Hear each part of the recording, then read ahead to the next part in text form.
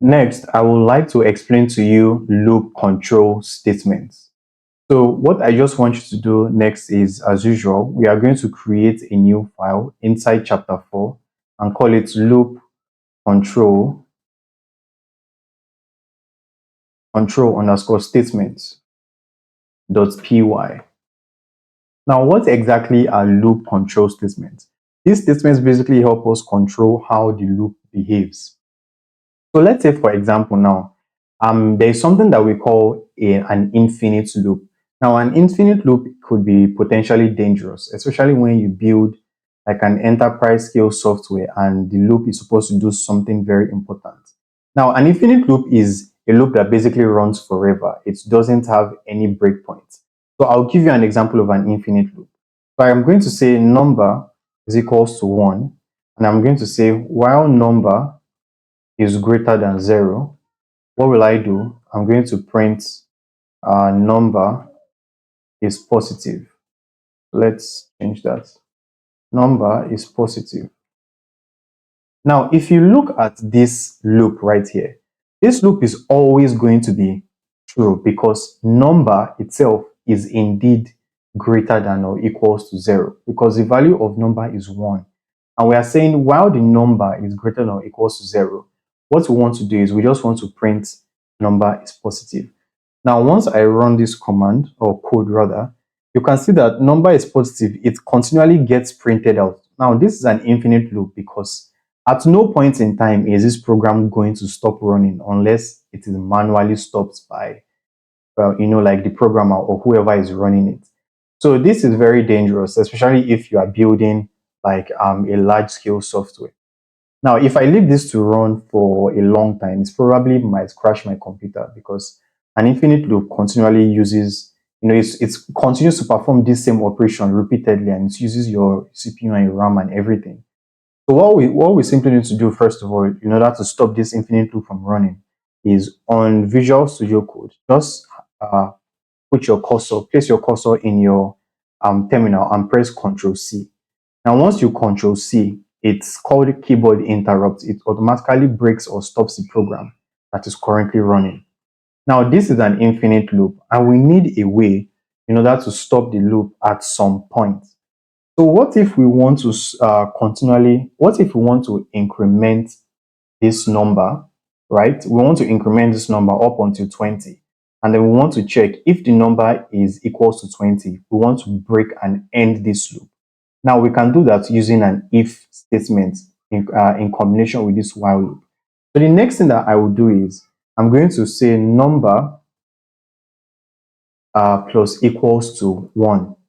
So after printing out number is positive, we are going to increment the value of number by 1. And then what are we going to do? We are going to say if number is equals to 20, then we're going to use a keyword known as the break keyword. I'm not going to type break. Now, what exactly does the break statement do? The break statement stops the loop immediately when the condition is met. So the condition in this case is if the number is equal to 20, then we want to break.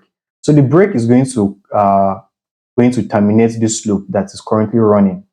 So what it does now is that we have an infinite loop called while number greater than 0. So this loop will always run because number will always be greater than 0 since we are starting from 1. Now we're going to print number is positive, and we're going to increment the value of number by 1. So starting from 1 is going to check while number is greater than 0, while 1 is greater than 0. That is true. We're going to print number is positive, and then we're going to add 1 to number. Then after adding 1 to number, we're going to check if the current value of number is equals to 20. Now, if it is equals to 20, we just want to break.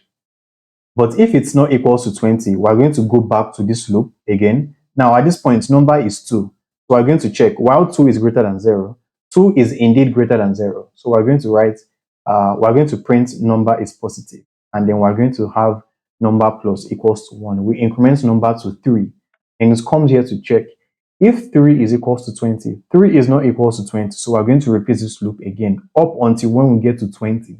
And it's going to check if the current value of number, which is 20, is equals to 20, then we're going to break. So let's run this program and see what it gives us.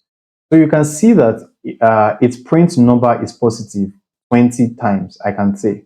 So this looks like 20 times. So the print number is positive 20 times and then the program breaks.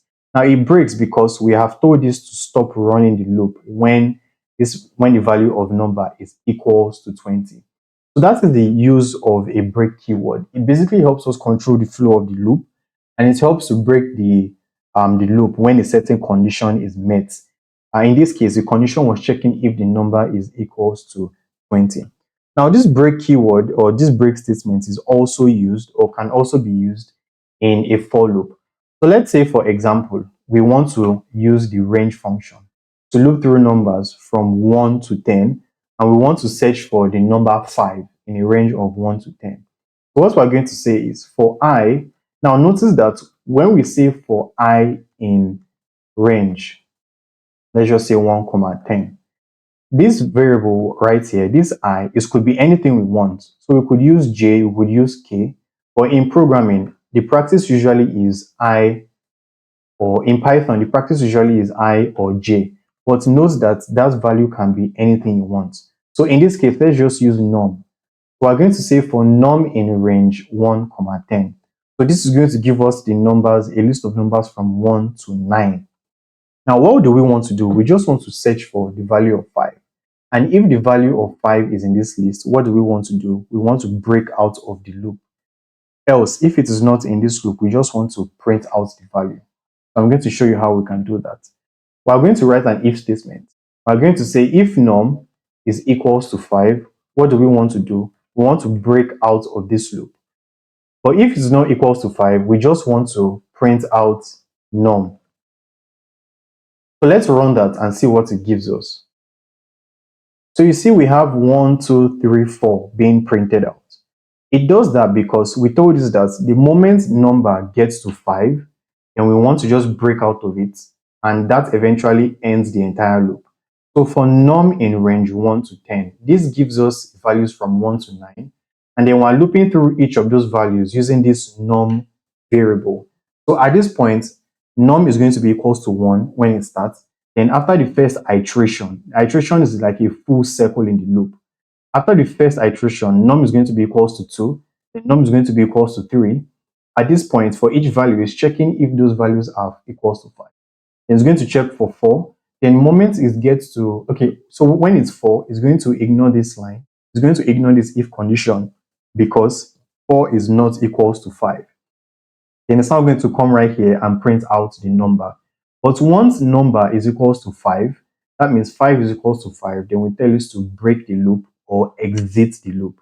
So that is exactly how to use a break statement. It just basically helps to stop the loop immediately when a condition is met. And in this case, the condition is number equals 5. If the number is equals to 5, then we want to break out of this loop. Now, the next control statement that we are going to talk about is the continue statement.